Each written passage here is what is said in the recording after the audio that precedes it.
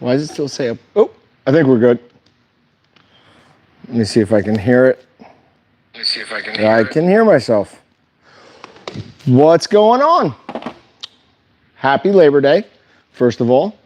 I'm not a huge fan of Labor Day as a holiday in general.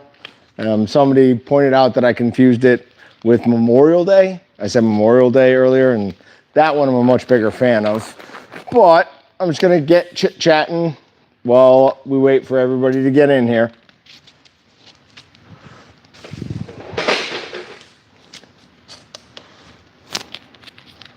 We are making a pork loin tonight. As soon as I get this pork tenderloin. There we go.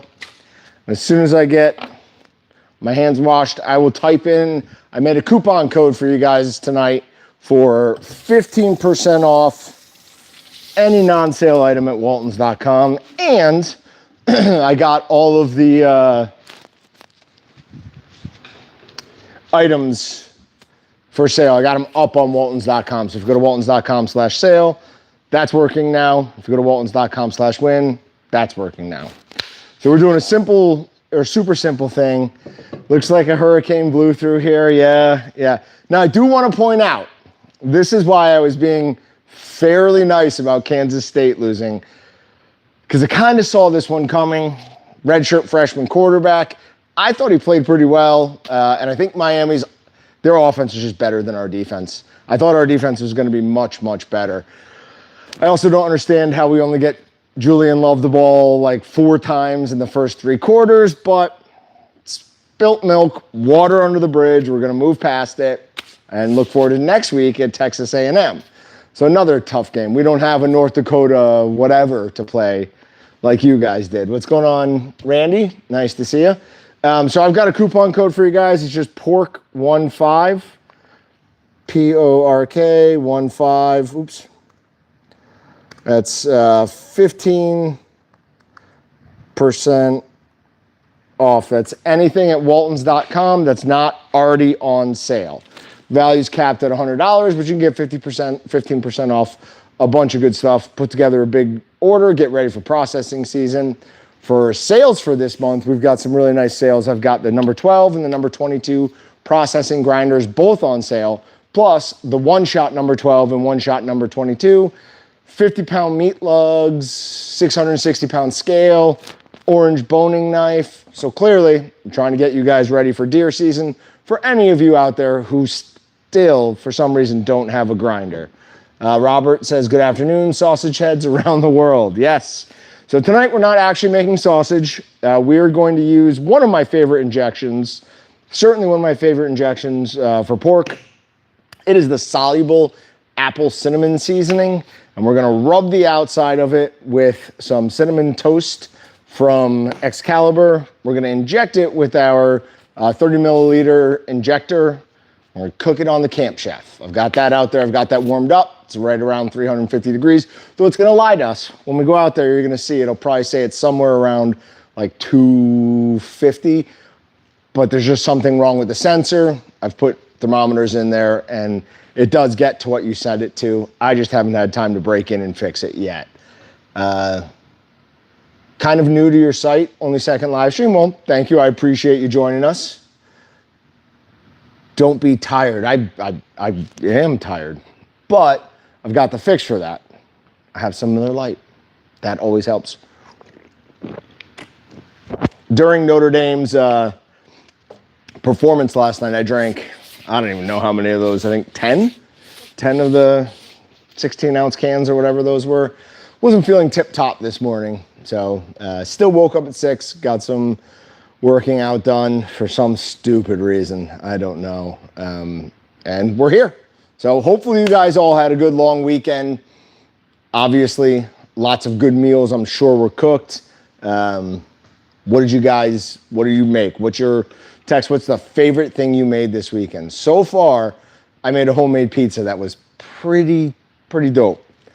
I'm hoping this will be better. I haven't done a pork tenderloin in a long time with an injection of the Soluble Apple seasoning. and cinnamon toast on the outside. So I'm hoping it's as good as I remembered it, but like I said, it's been a really long time since I did this. Should have been drinking whiskey and water. Yeah, well, I hung up on one of my friends because as soon as he called me, say that it looked like they were coming back, we threw that dumb interception. So I just hung up on him and I haven't talked to him since. It's his fault. What flavor brats did you cook up? Sinister MD did an 18-pound brisket. Started at 7 a.m. Wasn't ready until 4:30 a.m. Yeah, brisket's awesome, but man, is it a pain in the butt. There are other ways I'd like to spend 20 hours than babysitting a cut of meat on your smoker. Now, end result's awesome, obviously, but that's a big commitment. It really is. Cowboy butter and onion garlic. Nice. I heard that. What did you think about the cowboy butter one? I heard somebody told me, it might have been you, that you thought it was just a little bit weird. Might not have been you, though. Dill brats. Yep, dill brats are phenomenal. Love those.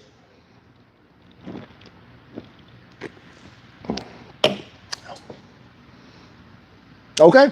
All right, so maybe we'll bring it in. It's got a nice kick. I'm surprised by that. When you say kick, do you mean heat? Does that thing have heat to it? Shocked at that. But I am now focused on the NFL. I'm not putting college behind me, but we're obviously not going undefeated.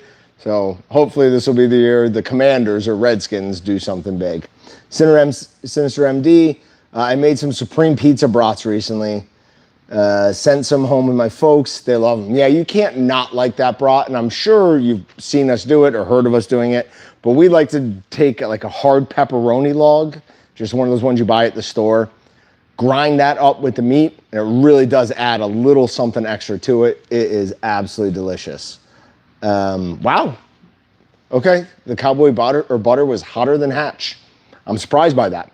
That is, I wouldn't say shocking, but that's surprising. So I'll try and get a look at that, see what those are like. All right, so I've got my 2 tenderloins here.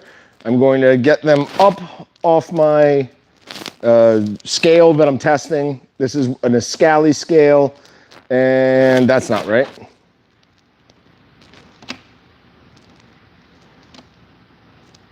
Okay, that is right. So we've got 2 pounds here. We are going to mix up the appropriate amount of soluble seasoning. I've got 2 quarts here. 1 gallon is 4 quarts of water, so I've got a half of a gallon. This seasoning, you mix that whole bag with 8 gallons of water. So I've done the conversions, measured out the amount of seasoning I need, and what I need to do is mix all of that with all of this. And then since these are 2 pounds, I probably need to do them one at a time. I'm not gonna do them one at a time. We're gonna live risky. I need to pump them until that says 2.2 pounds. That's a 10% pump. That means that my green weight, what I started with, I wanna be 10% over that. So that's just 0.2 pounds, so that's fairly easy, 2 to 2.2. Okay, so let's get mixing. I'll take a bag to Brett. A bag to Brett, I don't get it. A bag of the cowboy seasoning? All right, so we're just gonna mix this, keep going, keep going. I wanna not hear any like kind of grindy noise, like it sounds like there's sand in there. Now, this is a soluble seasoning. They do mix up a whole lot easier than any of the others. Tex, I think you've done this before. The Argentinian barbecue seasoning, that's one that technically is soluble, but you have to mix it all up. Then you have to strain out the bits and then inject it. I did it once. I found it to be an enormous pain in the butt. So I don't inject that seasoning. I just tumble it if I want to use it. It's a good marinade. I'll give you that. It's a very good flavor, but is it good enough for having to strain what you're injecting? I would say no. All right, so we've got this all nice and mixed up. Get this out of the way. I really do like having a microphone on me that I can just move anywhere I want. It makes everything a lot easier. All right, so this is our 300 or 30 milliliter injector. Let's try and make sure we do. You know what? I'm gonna move it onto this side. We'll just move everything this way. And this scale I'm testing is more commercial than retail, but I mean, the price point's gonna be more commercial than retail. But it's in a Scali. We really do like a Scali scales. We've had great luck with our Scali Precision scale, some of their kitchen scales, so they make a nice product. All right, we are back at 2 pounds. All right, so here we go. I'm gonna try and inject each of them until I get 0.1 of a pound, because I'm looking for 0.2 of a pound. We have a needle here with multiple holes in it, so we're just gonna stick it right down the middle, give it a few pumps to get it where the liquid is going into it. And we can watch it start to plump up a little bit. Now that's not much that we need to pump in there, so I'm being very careful here. And obviously a little bit of it is leaking out, right? Because this meat is naturally gonna have some open areas where that solution can work its way out onto the board. So I'm gonna try and account for that. So right down the middle, a good solid pump. You can see that just comes up. Hopefully you could see that. We're at 2.1 right now. I'm figuring I've got about, I don't know, a very small amount on the board. So that one pumped up nicely. Still at 2.1. Give this one another hit. That's at 2.2. We're gonna hit this one more time, just because of all this loose liquid on here. I want to account for that. So just sliding it right in there, and well, come back more from this side. And just one nice hard pump. You can see it spray out the hole that I had previously made in it. Came out again. So we're at 2.3. I'm gonna figure we're right around 0.1 of a pound in this extra liquid on there. And it doesn't even say it's 0.1, it says 0.0, but I don't know if I trust the scale to measure that small an amount. So I am gonna get this out of the way. I'm gonna get my other board, and we will get a nice coating of the cinnamon toast on this. Now, this is a seasoning that is very sweet, right? Normally, I'm not an enormous fan of sweet rubs, but the cinnamon toast with pork and this injection really does work well together. So I'm just gonna give it a good coating. I don't need it to be, absolutely drenched in it. I just want it to have a nice outer bark of it, though that's the wrong word. It's sugar-based, right? So it's going to melt. Absolutely will melt as we go, especially since we just injected these.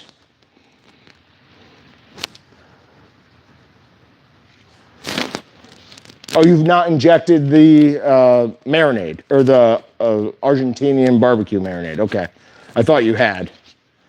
Well, I'll tell you, to inject it, because it says it's injectable, they want you to strain out all those little bits of meat, and that seemed, or not meat, sorry, all those little bits of like vegetables and whatever else is in that marinade. And that's ridiculous to me. That doesn't make any sense. I'm gonna take these gloves off. I'm gonna take this outside, make sure I have my keys on me, and I will be right back. Grab you guys and we'll hang out outside. Oh, it's sunny again.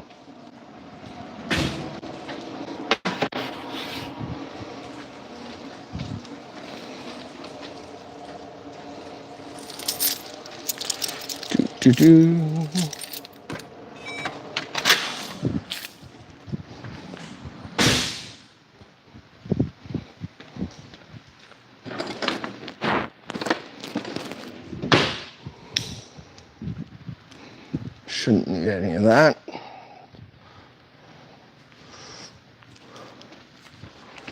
All right, let's get it set up. I don't know why we'll have the Camp Chef in the back, but this is the Camp Chef Woodwind. For anyone who doesn't know, I do a ton of smoking on this thing. I am a big fan of dropping my meat on the grill so it lands face down or bottom down. No, I'm a big fan of any type of, well, most types of pellet smokers. Reason being that you get a decent amount. Let's make sure I didn't just end the live stream. You get a decent amount of the smoke flavor. Come on, get back on there. You get a decent amount of the smoke flavor, and you get the ease almost of a propane grill, so you get a little bit of the best of both worlds.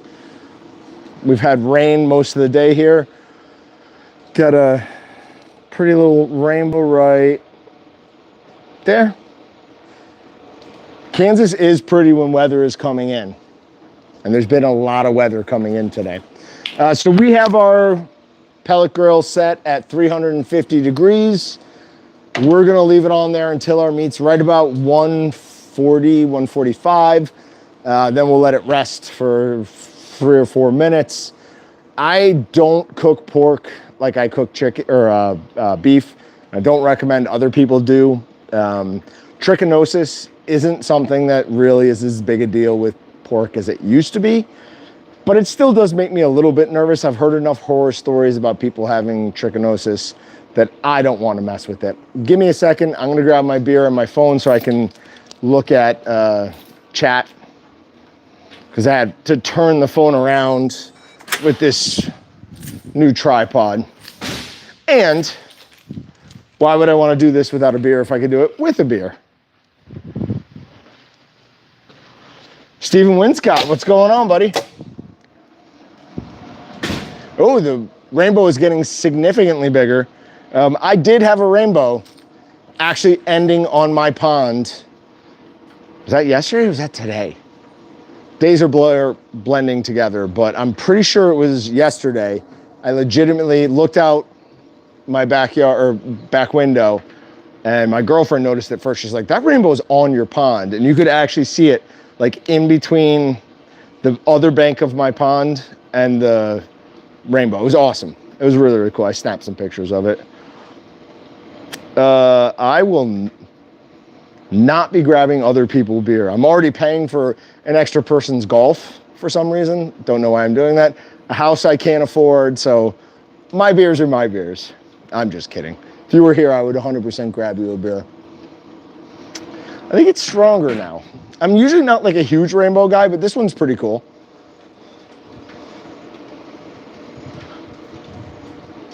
I mean, that's a pretty nice rainbow.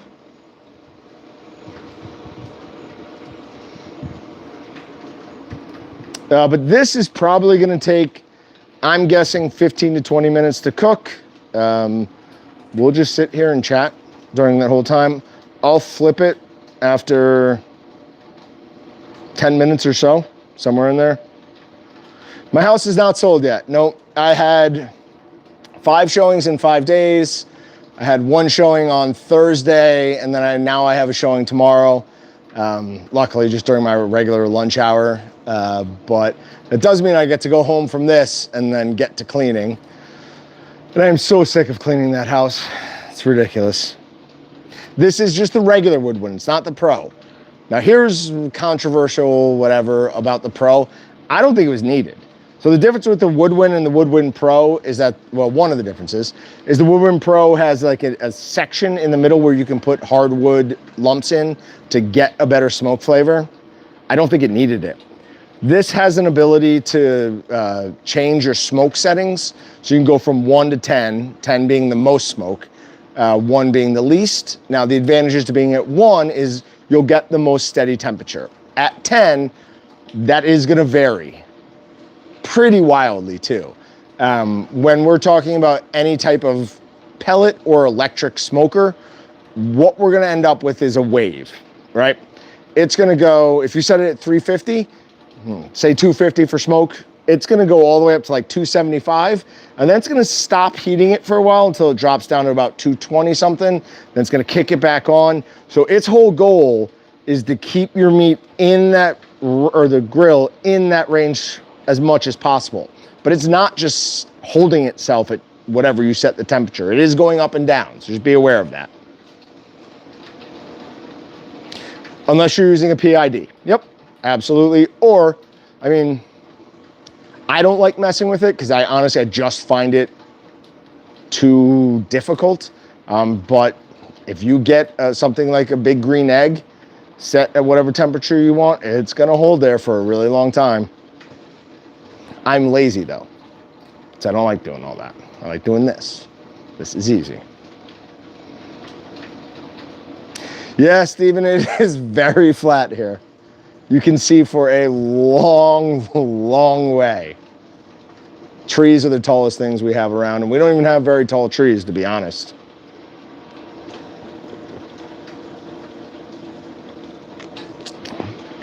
Oh. I wish there was a way. Got to figure out, we got this new contraption here. Lets me hook a bunch of things up to it, but it doesn't do as good a job letting me, like, I'm having to use the front facing camera, not like, or I guess the back camera, not the front camera like I usually do. So I can't see chat as we're going here. So I have to have another device out, but whatever, is what it is. What else do we have coming up? I'm trying to think. I don't know if you can hear it, but I woke up this morning at 6, like I said, did some working out.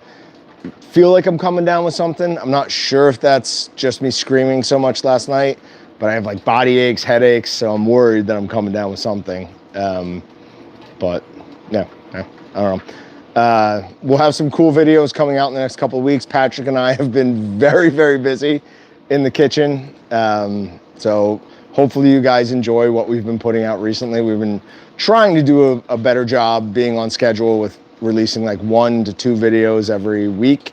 Podcast is not included in that. If anyone has any suggestions for podcast guests, that would be awesome. We would love that. We'd love it even more if they're somewhat local, if we could actually bring them into the studio. Because for anyone who saw, we brought in a guest recently and I thought it went great. He had some good stories. Anytime I can talk about bears with somebody and moose, I'm down for that. He's a big Alaska hunter, so we had some good conversations on that. Eastern Colorado is unbelievably flat. Yeah, that might actually, well, no, it's not. Coming from a different area of the country, like Northeast, Nebraska is what we always thought, like flat. Nebraska is way hillier than Kansas is. It's not even close. I remember the first time I drove through Nebraska, I was like, what are these hills? Like, I had no idea Nebraska has way more elevation changes than Kansas does. Any free shipping codes coming up? I don't think we have anything free shipping planned, but we do have, here, I'll put it in the chat, Pork 15. We do have a coupon code for right now. It's called Pork 15, and that's good for 15% off any non-sale item. And I didn't even put a minimum on it. So if you have just any order you're getting ready to place, that code will work until 9 p.m. tonight, and then it shuts off. I seem to be getting, ooh, Chef Tom would be a good one. I'll talk to you offline. That's not a bad one. Yeah, I like his stuff too. So that could work well. Northern Ohio too. Buddies at camp would nickname me Flatlander. You're saying Northern Ohio is incredibly flat? Yeah. I could buy that, or like where it is. I've been watching a ridiculous amount of Great Lakes fishing content recently. I don't know what is going on. My YouTube algorithm and my Instagram algorithm are so polar opposite, it's not even funny. On YouTube, I get fishing, outdoors, and some other stuff. My Instagram is murder and not to put too fine a point on it, but racism, like, is very straight, and it's all like European racism. It's like them talking about getting migrants out of Europe. Very strange, very strange. Cargill, yeah, Cargill's not a bad one. We do have Dave, our new process engineer, process specialist, product specialist, process specialist. He did work at Cargill for a long time, so he'd be a good person to have back on. Maybe just talk a little bit about what the inner workings of some of the Cargill stuff was like. I don't know if we would do that or not, but yeah, trying to get somebody from Cargill locally, that'd be a good one. I want to have Brett on, because he did this amazing Canadian train vacation where they took a train through areas of Canada, stopped and did a bunch of little things on the side, and one of them's pretty darn cool. All right, I'm gonna grab a thermometer. I'm gonna wash these real quick. We're gonna take a look at how our pork is doing. I will be right back with you guys. Entertain each other.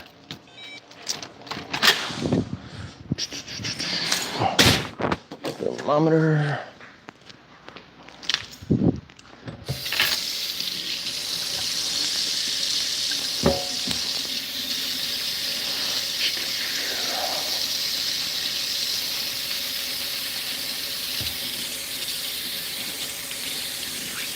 There we go.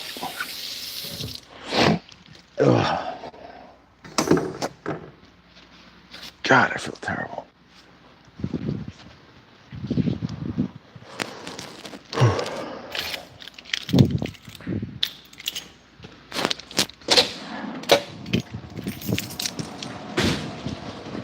All right. We're gonna open this. Give you guys somewhat of a look at what it looks like, although you're not gonna be able to see much. Stay in that stupid thing. I guess actually you can see it really well.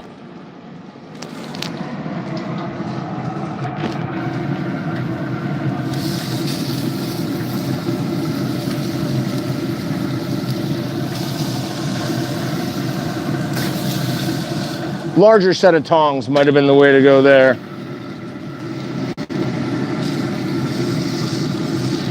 We're at 102 on that one. 104 on that one. So we've got another 5-10 minutes probably at least.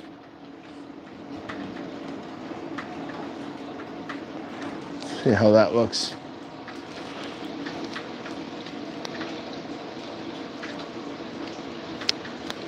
Oh, did I end the live stream? What did I do? No, it's still going.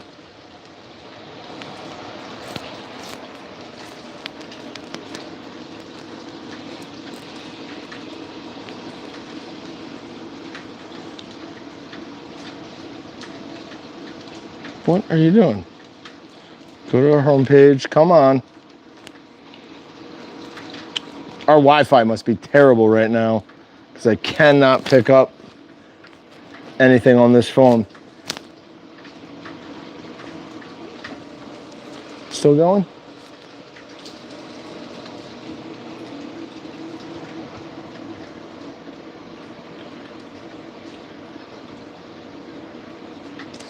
I have no idea if we're live right now or not. I'm gonna go back inside with this. Hopefully we get a better connection there.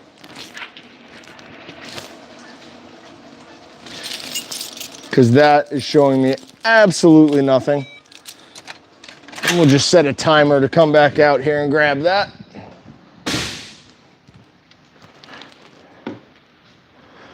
All right.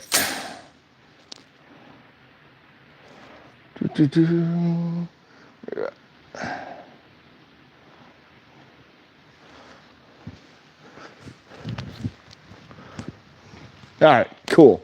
It looks at least like we are still going. Sorry about that, guys. I could not get either my phone or the media phone to actually show what was happening, but it looks like it did not end. Okay.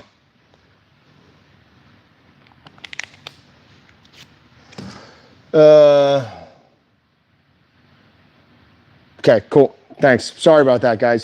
Yeah, free shipping. Lugs are a hard one to do. They're so expensive for us to ship. To give you a little bit of inside baseball right now, shipping is our #1 cost, ahead of even like employee, so like salary and insurance, I'm sure.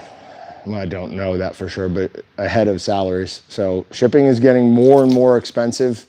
And we've made a bunch of changes to try and combat that, but it just, unfortunately, it is what it is.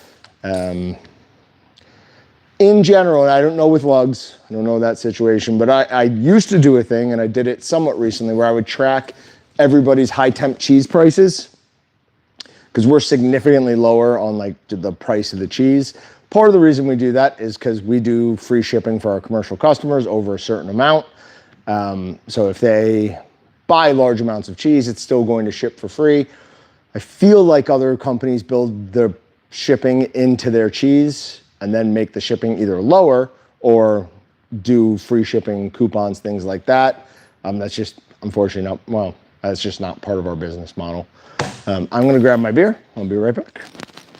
And for anyone hearing the jingling of the keys, I've been told I am no longer allowed to prop the door open. So I'm being very paranoid about leaving my keys inside and locking myself out when no one else is here. So I'm constantly making sure I know where they are. I can't.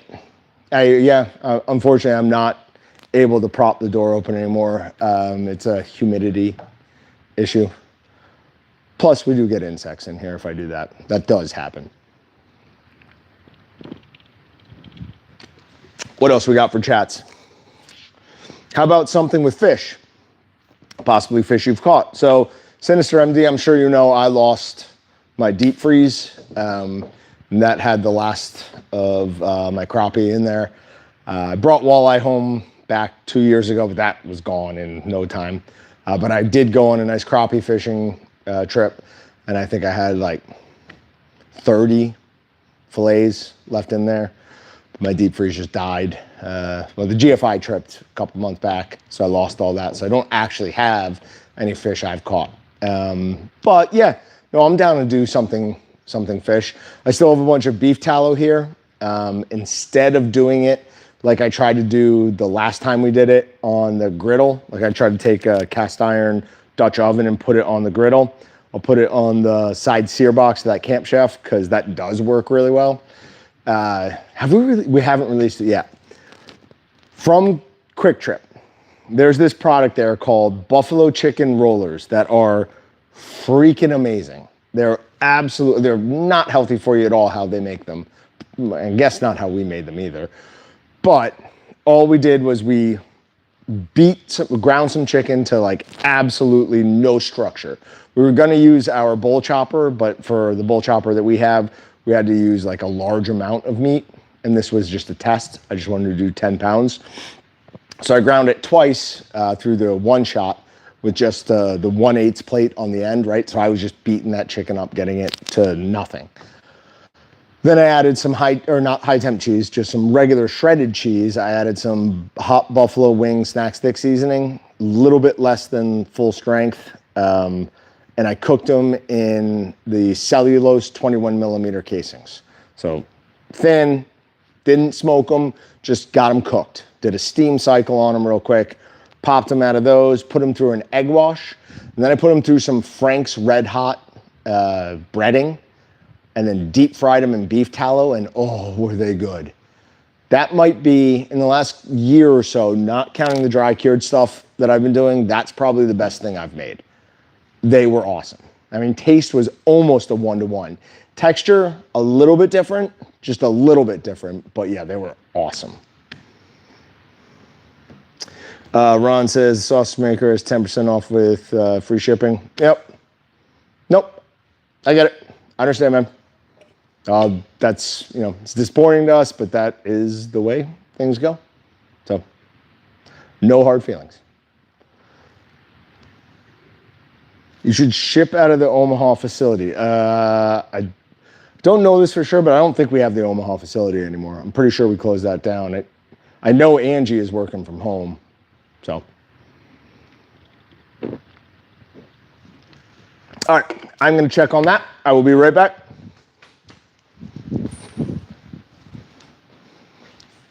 Do have keys on me.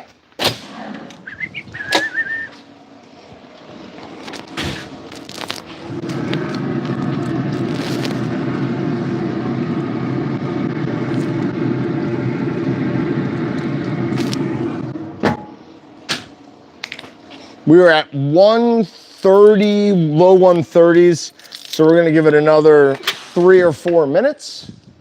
And we're gonna pull it and give it a taste. Not much mystery to this one. I know this is going to be good. I would like to do some that are a little bit more, I don't even know how to say dangerous or like possibly bad. Because this one, I know, obviously, I don't know, but I'm sure it's going to be good. And then the next one we're doing is going to be bratwurst on a budget. So you guys will get to see me use our little number 8 kitchen grinder or 7-pound single speed stuffer. So that's the one with the vertical screw. So we're going to do those 2 things with just pork, home pack hog casings, and one of our least expensive bratwurst seasonings. I think we chose Chicago brat for the live stream. I did make a video doing the same thing, and that might actually just be like 2 different videos. But anyways, I was surprised how well the number 8 kitchen grinder worked on small batches, right? Like I wouldn't want to grind 20 pounds through that, especially that second grind. But for a single pork butt, through a 3/8 plate and then a 3/16 plate, it did a pretty good job. I mean, I was just knocking that already ground meat down that throat, like fairly slow, but it was eating it without any problem. So I think I'm revising my opinion a little bit on that kitchen grinder, because I've always been hey, if you're gonna do even a deer, that's too small for you. But if you're only doing a deer a year, that number 8 kitchen grinder really might work for you. Unless you want to make snack sticks. If you want to make snack sticks or summer sausage and you want to grind through a 1/8 plate, a number 8 grinder that's like our processing grinder, the orange one, that'll do that, no problem. But one of those number 8 kitchen grinders or your KitchenAid, you're just going to struggle so much, and it's going to take so long and overwork your meat like crazy that I just don't think it's a good idea.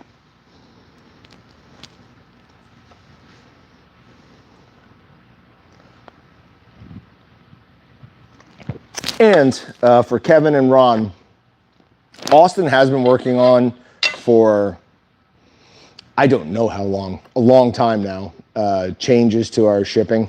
So hopefully that comes through shortly. I don't know that things like, so we used to do upcharges on a bunch of things on the website. We killed that 8 months ago now. Or like lessened it at least. But lugs are just unfortunately one of those things. They weigh nothing, they cost very little, but their dimensional weight is so much. Like they're just so big. And we stack them as best you can. We have lug boxes for them. And it's just still really, really expensive to ship, right? Because a lot of shipping companies, other than freight, they don't even necessarily care about the weight of an item as much as how much space it's going to take up on however they ship. Nope, I will be doing that this week. So what Tex is talking about is I've got a prototype in here now that is our 50-pound mixer, but instead of having the hard edges, it has rounded edges, so it should make cleaning a lot easier. My fear on this, Tex, is it's going to make dumping the meat that's actually in there a lot harder. So we'll see how that goes. Don't know exactly how to test that. Just gonna have to be like my experience of all the ridiculous number of batches I've done with the 50-pound mixer versus whatever this is like when I use it. But I'm gonna go grab that meat. It's done. I will be right back. Also, do you guys prefer the 6 p.m. time? We did some looking at when people were on our YouTube channel and determined that 6 p.m. is a better time than 7 p.m. 6 p.m. also does work better for me, but I don't really care about that.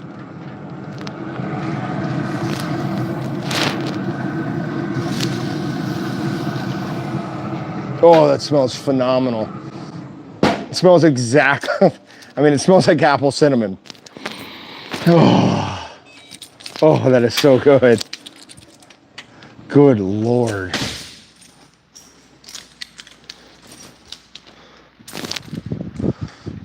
Take a fresh knife. Don't know why I had my spatula on here. I never used it.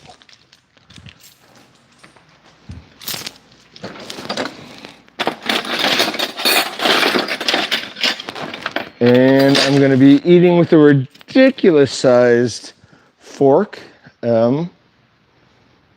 because I don't have any clean ones. Tilt? What do you mean tilt? Tilt to the camera? Is it off?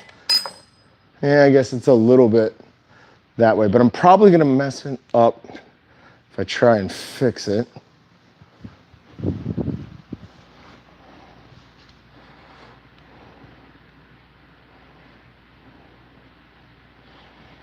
Okay.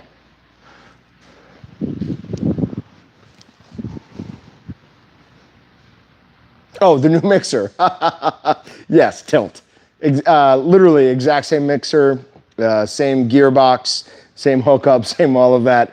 The only difference is instead of those right angles all the way around, it is a rounded edge. All right. Moment of almost no truth because I'm already 100% sure how good this is going to be. We should let it sit more, but I am starving. Yeah, if you guys could smell that. Oh.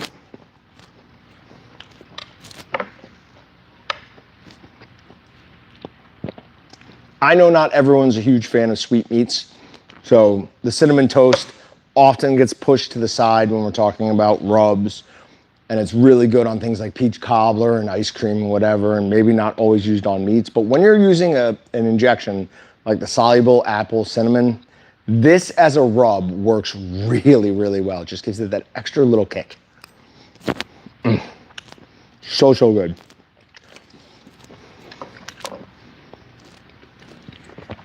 Can it hook up to number 12? Technically, it can.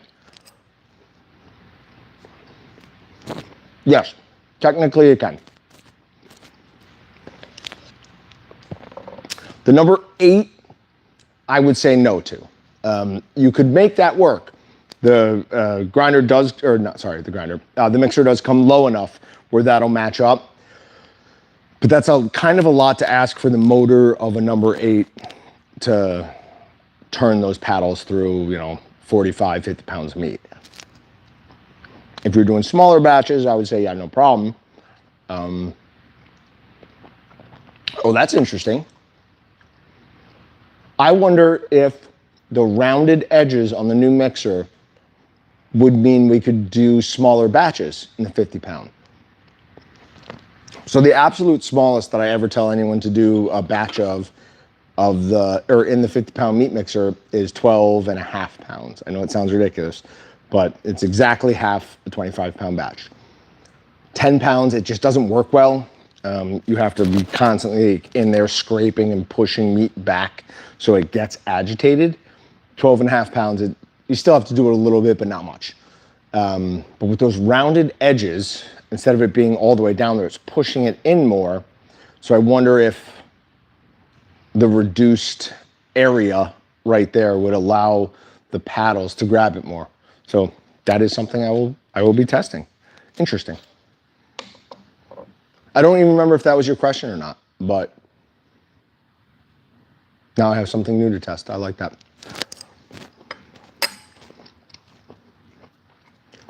The 50 pound mixture will do 25 pounds is, in my opinion, the perfect size for it. A 25 pound batch works awesome.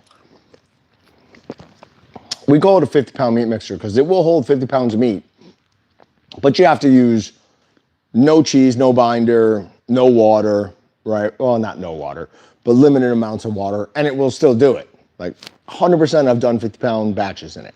But if you're doing a 50-pound batch the way I like to do them, cheese, additives like Sure-Gel, water, big bag of seasoning, all of that stuff accounts for volume in there.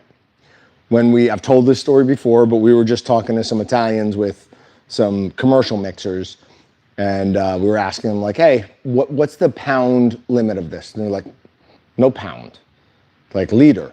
We're like, yeah, we get it, but how many pounds of meat can you fit in there? And they're like, no pound, liter. We're like, we understand that it's volume. Like we want an estimate. And they're like, no pound, liter. We're like, okay, well, we'll figure it out on ourselves or by ourselves.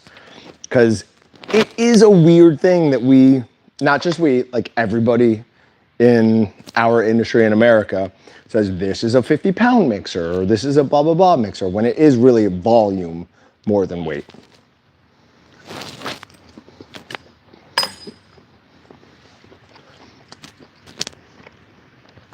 I've done larger than 25 pounds and been happy with it.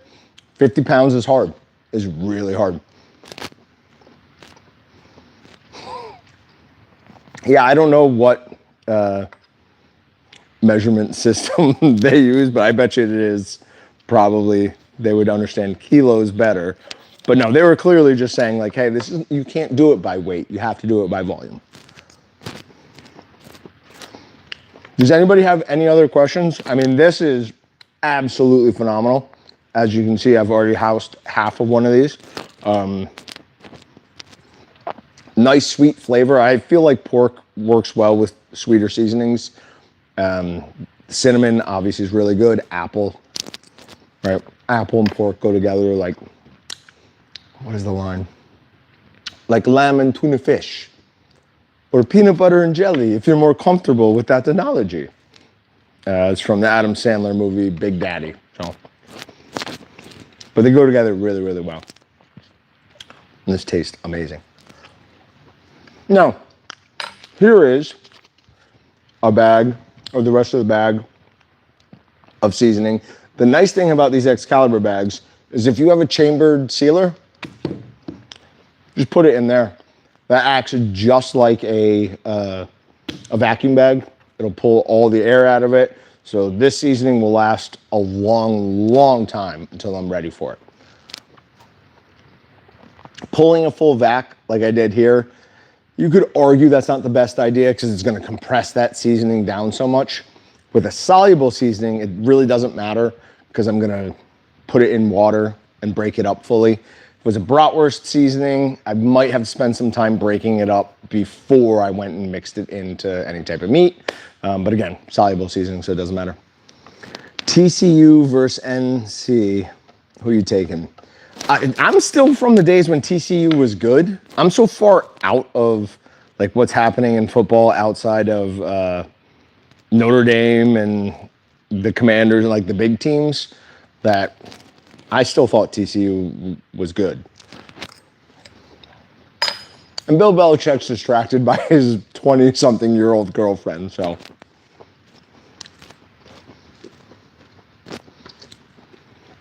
Yep, it is amazing that this is an incredibly low-fat meal. Pork sometimes gets a bad name for being an unhealthy meat.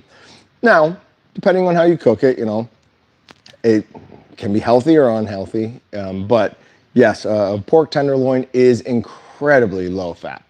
So, immersion blender works great for breaking up seasoning clumps. Absolutely. Yep. Anything like that does a good job. Do you guys have any other questions? Anything else you want to bring up? If not, I'm going to end this.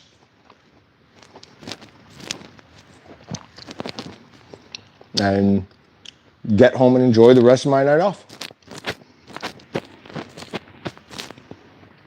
I'll wait around a few. People think bacon or pork belly. Yep.